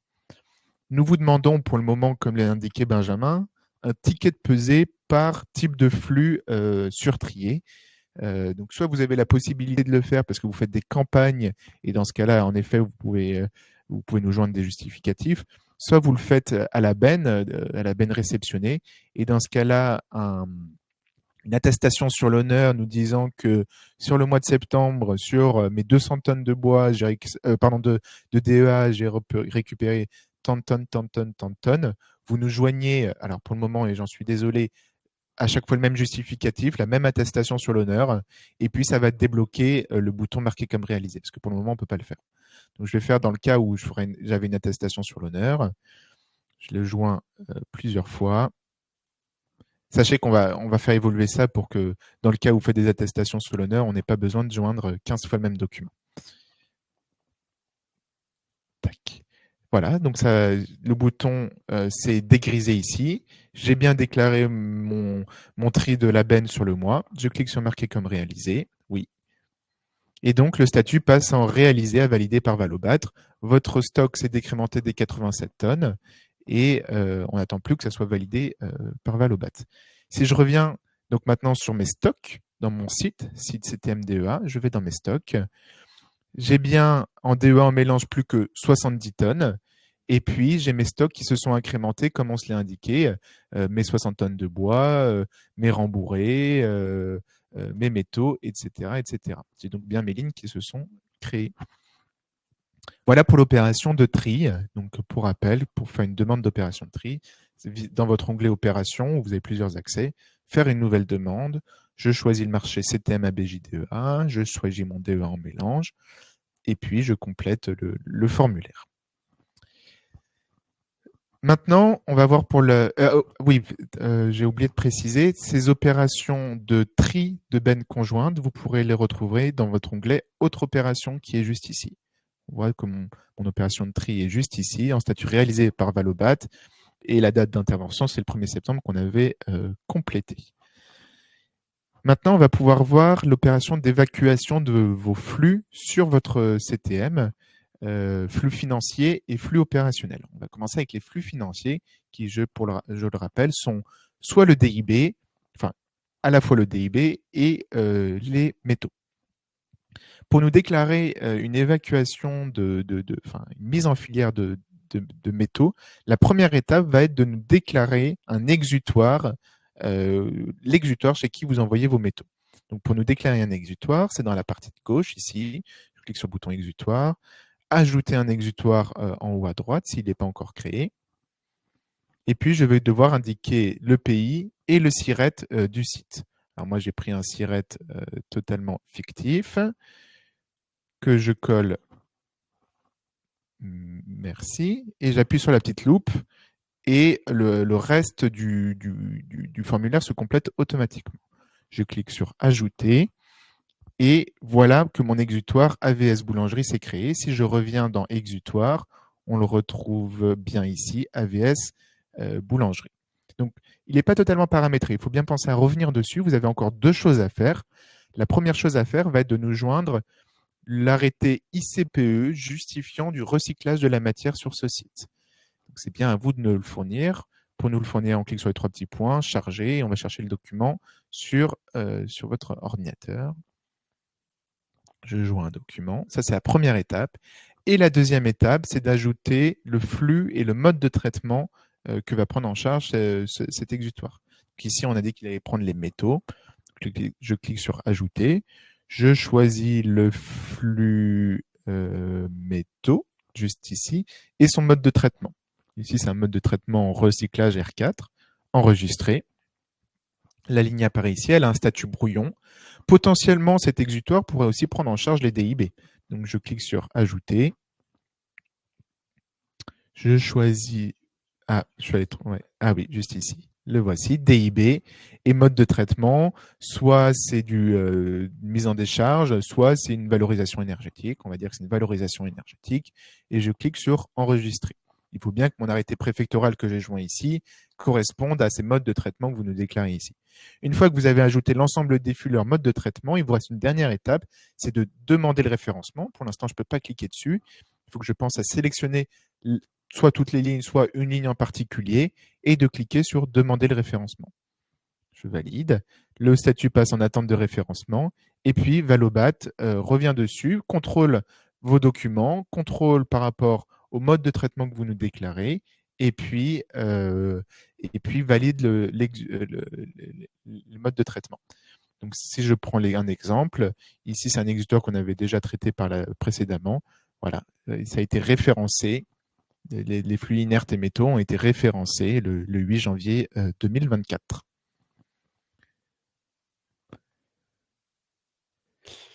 Je reprends une question. Pourra charger plusieurs photos. J'imagine qu'on parle ici du surtri déclassement. Pour le moment, MVO n'accepte qu'un seul document. Donc, et en effet, on vous en demande plusieurs. Donc, deux possibilités. Soit vous créez un fichier PDF et vous mettiez l'ensemble des photos les unes en dessous des autres, si vous avez un document de remontée d'anomalie. Soit vous pouvez faire un dossier zip, un dossier compressé, et vous joignez ce dossier compressé en tant que justificatif. Et dans ce cas-là, on aura accès à l'ensemble des photos. Pouvez-vous nous dire comment sont gérés les PRAC en déchetterie systématiquement sachés? Alors, les PRAC, pour rappel, c'est les produits rembourrés d'assises et de couchage qui vont de pair avec la décoration textile et qui, historiquement, notamment par le biais de l'ancien agrément, avaient des objectifs particuliers au niveau de la filière. Donc, ce qui imposait essentiellement de devoir isoler finalement ce flux-là et notamment de devoir l'ensacher. Donc, en fait, l'origine de l'ensachage, il est à la fois lié à des objectifs de filière, mais également à un autre critère qui est celui du risque de pollution, notamment du gisement bois. Aujourd'hui, dans ce nouvel agrément, nous n'avons pas de objectif particulier sur ces produits rembourrés d'assises et de couchage, ni sur de la décoration textile, et qui plus est, l'ensachage préalable qui, in fine, aboutissait vraisemblablement beaucoup sur de la valorisation énergétique, n'a pas prouvé fondamentalement que ça pouvait avoir une vertu significative. Donc en fait, la consigne en déchetterie, c'est de dire que là où il y a la possibilité de pouvoir continuer en ensaché, eh bien, ça continue à être en ensaché, hein. Mais on ne donne pas, on n'impose pas finalement à la déchetterie, à la collectivité locale, cet ensachage préalable. Voilà. Donc, pour répondre à la question, vous allez pouvoir vous retrouver avec un certain nombre d'éléments de produits rembourrés d'assises et de couchage qui vont ou non pouvoir être ensachés au niveau de votre benne DE en mélange. Donc, ça va être extrêmement variable d'une collectivité à une autre. En tout état de cause, la filière avale sur ces PRAC, et à défaut de pouvoir travailler, alors ce fera l'objet d'une démarche d'appel à projet pour pouvoir travailler davantage sur le recyclage de ce type de flux. Mais donc la filière pour le moment qui est privilégiée est une filière de CSR. Merci. Un exutoire déjà référencé pour un ou plusieurs flux par un confrère est-il automatiquement référencé lorsqu'on charge son numéro de SIRET? Je réponds par l'affirmative. Si un de vos confrères a référencé un exutoire et que vous le déclarez juste via son numéro de SIRET, il sera aussi référencé pour vous automatiquement. Comment stocker les PRAC à l'abri? Aujourd'hui, non, pas forcément. Ça doit aller dans les mêmes alcôves ou alvéoles que la filière CSR. Voilà, c'est la fin des questions. N'hésitez pas à en poser. Donc, si je reprends mes explications sur la mise en filière des flux financiers, donc DIB et métaux, la première étape a donc été de déclarer le ou les exutoires chez lesquels vous allez envoyer votre matière. Cette étape a été réalisée. On va pouvoir maintenant, et donc il n'est à faire qu'une seule fois, on va maintenant pouvoir déclarer de manière périodique l'envoi de matière depuis vos CTM. Je reviens sur mon CTM DEA et je remarque en effet que j'ai 2 tonnes de métaux sur mon CTM que je vais pouvoir évacuer par mes propres moyens sur l'exutoire référencé. Donc, pour déclarer une évacuation de ces flux financiers, dans ce qu'on appelle une mise en filière, toujours la même chose, depuis mon onglet Opérations, accessible depuis les différentes techniques que je vous avais montrées. Je fais une nouvelle demande. Je sélectionne mon marché CTM ABJ DEA. Je sélectionne mon flux métaux et automatiquement, on propose une mise en filière du flux. Comme pour la déclaration du tri, vous avez la possibilité de nous déclarer uniquement une fois par mois la mise en filière, l'ensemble des mises en filière réalisées sur le mois. Donc là, pareil, je vous invite à indiquer le premier jour du mois, 1er septembre, et vous pouvez même indiquer en commentaire de manière optionnelle, mise en filière réalisée sur le mois de septembre. Je confirme ma demande, toujours la même type d'image, je vais dans mon onglet traitement, et là, il vous reste à indiquer plusieurs informations. Bon, la date de traitement, mais à la limite, comme je vous l'ai dit, c'est la date du 1er septembre, donc on n'y touche pas. L'exutoire, ici, vous allez avoir une liste déroulante qui apparaît grâce aux exutoires initialement référencés. Donc, si vous n'avez rien de référencé, il est normal que vous n'ayez rien d'indiqué juste ici. Donc, on va dire que les métaux, on les envoie chez Calcaire du Plantorel. J'indique le tonnage évacué. Ici, j'ai 2 tonnes. Et enfin, il me reste à joindre le ticket de pesée de réception de Calcaire du Plantorel. C'est-à-dire que nous attendons ici un ticket de pesée avec en tête Calcaire du Plantorel ou un équivalent, bien entendu, mais bien un ticket de pesée réception et non pas évacuation depuis votre site. Je clique ici sur charger, je vais chercher mon document, je clique sur marquer comme traité, oui, ça passe en réalisé à valider par Valobat, nous contrôlons et puis ça apparaît en facturation. Et là, on voit bien que mon stock est passé maintenant à 0 tonnes de métaux. Ce sera exactement la même chose pour le DIB. Je reviens ici, tac, tac, tac, métaux, voilà, 0 tonnes, c'est bon, ça s'est mis à jour. Voici pour la partie mise en filière des flux financiers. Dernière étape pour l'évacuation de vos flux opérationnels où Valobat va donc intervenir pour l'évacuation.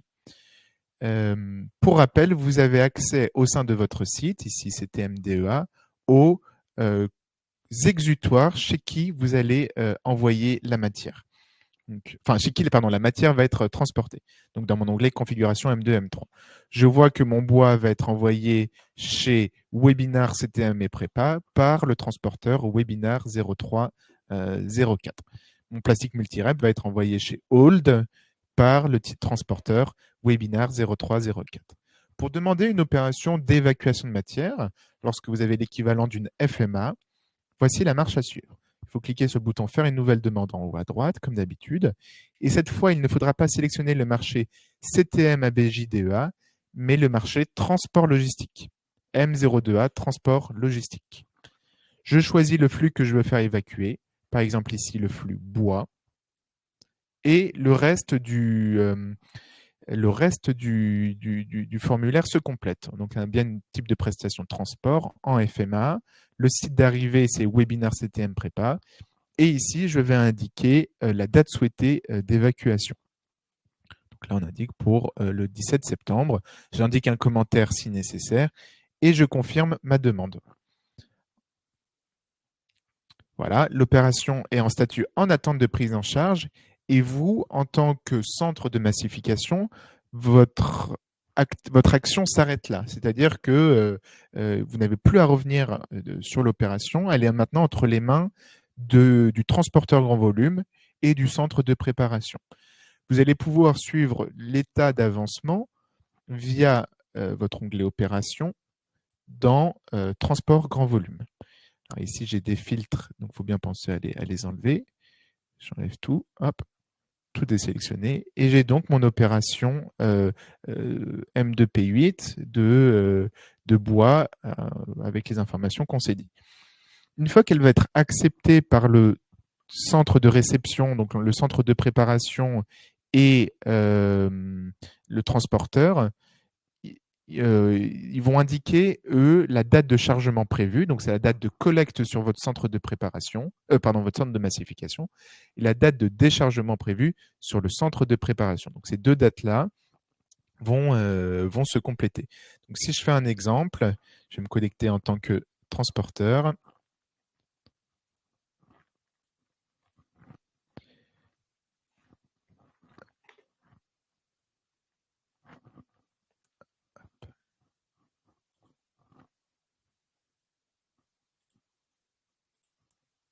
je retrouve mon opération. Donc là, je suis connecté en tant que gestionnaire, mais en tant que transporteur. Je retrouve l'opération.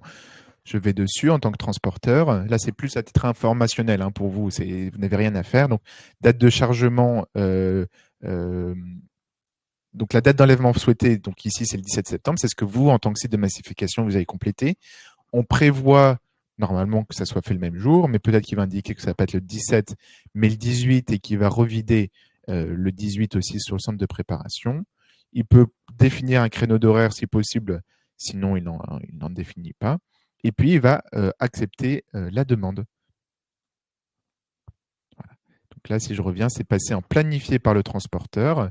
Et donc, si je reviens sur mon onglet opération, ici, transport grand volume, comme je vous l'ai dit, la date de chargement prévue est passée au 18 septembre et la date de déchargement prévue au 18 septembre. Alors, vous pouvez constater que la ligne s'est dédoublée. Ce n'est pas un doublon, hein, c'est bien, il y aura bien qu'une seule collecte. Il y a en fait une ligne qui est dédiée au au transporteur, celle qui commence par M2P8, la première, et une ligne qui est dédiée au centre de préparation pour qu'il puisse indiquer le tonnage réceptionné. Donc ce n'est pas un doublon, pas d'inquiétude, c'est bien une ligne pour chaque opérateur.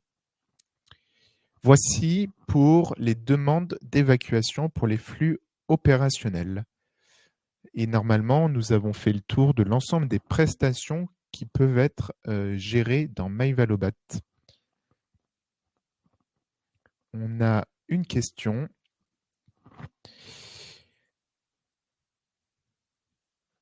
Allez-vous indiquer des prévisions de tonnage aux lauréats des marchés CSR afin d'anticiper au mieux les mises en filière avec les exutoires?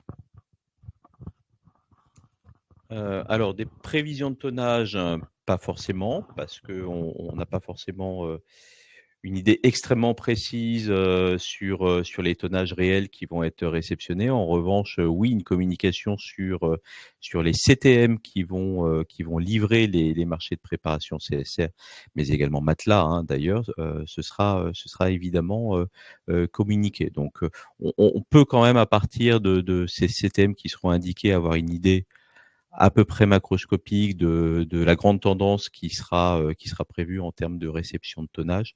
Mais de là à être véritablement dans la précision et surtout de devoir anticiper des éventuels, développements futurs ou évolutions futures, c'est un petit peu plus compliqué. Voilà.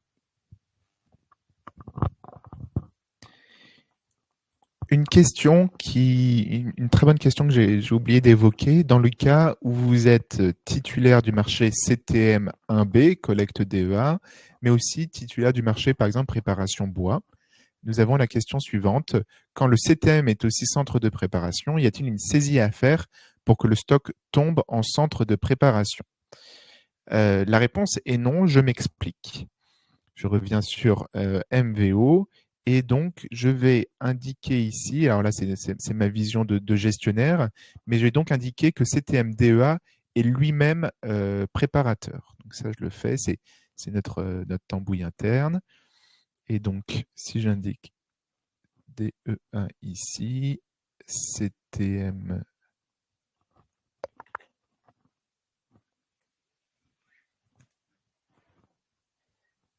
Ah oui, c'est celui-là, c'est le premier. Merci. Voilà, sélectionné. Tac. Et donc là, dans le cas où vous êtes préparateur de la matière, vous le verrez dans votre onglet configuration ici. Ici, je considère. Ah non, attendez, je me suis encore trompé. Pas si, pas de transport. Ah oui, j'ai oublié d'activer. Voilà, tac, j'active. Voilà, dans mon onglet configuration, donc vous, c'est votre vision à vous, configuration M2, M3. Pour le flux bois, on voit que rien n'est. Il y a une ligne qui est paramétrée, mais pas de contenant, pas de titulaire de transport, pas de récurrence et tout. Par contre, que le site de destination, c'est bien vous, CTM DEA.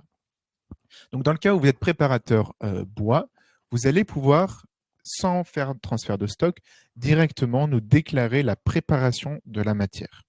Donc, pour nous déclarer une préparation de matière qui apparaîtra aussi dans votre onglet Autre opération ici, il faut suivre le chemin suivant. Donc, je vais faire une nouvelle demande. Je vais sélectionner le marché et vu que vous êtes préparateur bois et uniquement pour cette raison, vous avez la ligne ici qui s'appelle M03 bois à préparation bois. Je sélectionne le flux, donc ici il y a bien du bois que je vais préparer. en préparation. Là, pareil, je peux indiquer une seule fois pour le mois de septembre, enfin, faire une seule des réalisations pour l'ensemble du mois de septembre. Donc, je mets le premier mois, je peux indiquer préparation septembre, je confirme ma demande. Et donc, dans mon onglet traitement, je vais pouvoir indiquer que sur mes 60 tonnes de bois collectés, issus eux-mêmes du tri de votre benne DEA, hein, donc il y a bien un chemin chronologique à faire. Vous collectez votre benne DEA, vous avez un stock DEA en mélange, puis vous déclarez le tri de cette benne DEA en mélange, vous avez les différentes fractions, puis vous nous déclarez la préparation de cette matière. Donc 60 tonnes de bois en stock, je vais dire que j'ai réceptionné 2 tonnes de bois, 2 tonnes de métaux et puis 58 tonnes hop, de bois préparé. C'est issu de ce bois, voilà ici les flux que vous ressortez. On ne vous demande pas de justificatif, vous pouvez cliquer sur marquer comme réalisé, ça passe en réalisé à valider par Valobat, on contrôle cela, et donc dans votre stock, vous n'avez plus de bois, a priori, voilà, bois 0 tonnes. Par contre, vous avez 58 tonnes de bois préparé, comme on se l'est dit, et puis de nouveau 2 tonnes de métaux issus de cette préparation.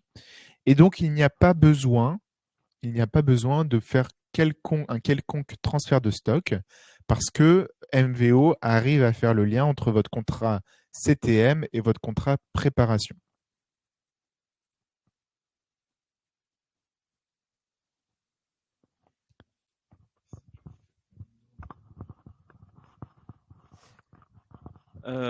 Alors, le mois de base retenu pour la révision des prix, c'est le mois de remise de l'offre, hein. Donc, on était sur une remise d'offre sur le tour numéro 2 au mois de juin 2024. Donc, la base de prix qui sera retenue est bien celle de juin 2024.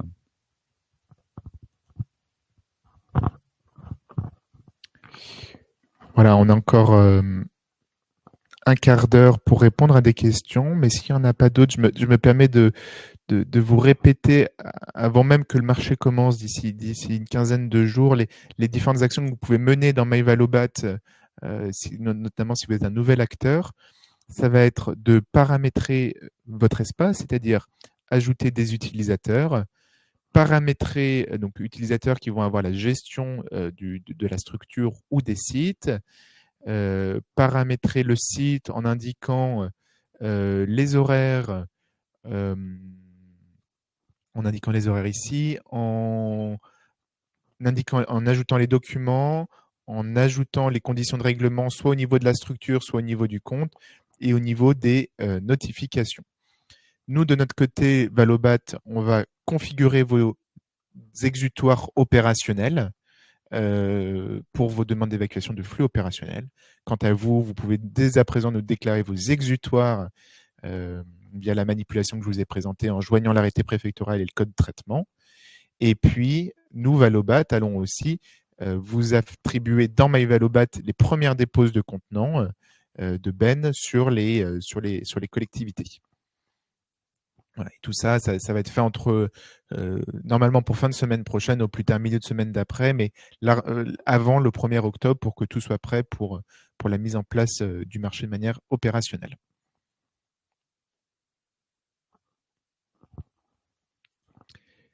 Faut-il ensuite faire une sortie du bois préparé pour qu'il sorte définitivement du stock? C'est une très bonne remarque et merci pour ça.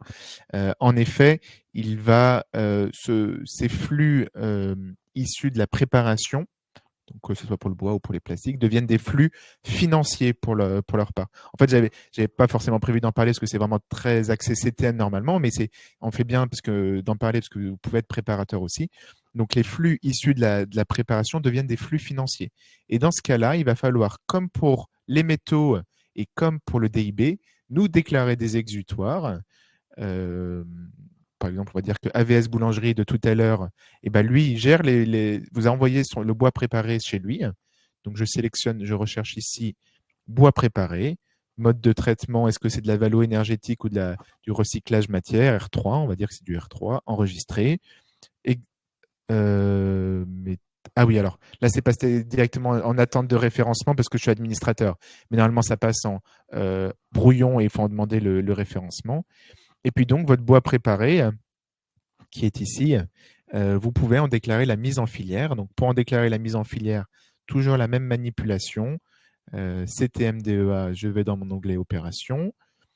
Ici, ça concerne mon marché préparation bois. Donc, je vais dans mon onglet Préparation bois. Je sélectionne mon flux bois préparé qui n'apparaît pas, mais je pense que c'est parce que je suis en version recette. Mais vous sélectionnez bien votre bois préparé ici. Et donc, comme pour si vous aviez fait, on va faire avec les métaux, mais vous pouvez déclarer la mise en filière issue de votre stock bois préparé. Exactement de la même façon. Pour le mois de septembre, on va dire que c'est le 1er septembre. Confirmer ma demande. Traitement. J'indique que mon bois préparé, je l'ai envoyé chez Boulangerie XXX. J'indique que j'ai évacué 90 tonnes de bois préparé sur le mois de septembre. Et donc, je joins le ou les tickets de pesée justifiant de cette mise en filière.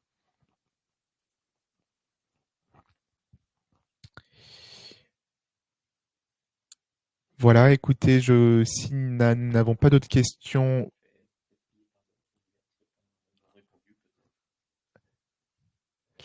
Alors, pardon, répondu, tu fais bien. Donc, tout ça, c'est OK.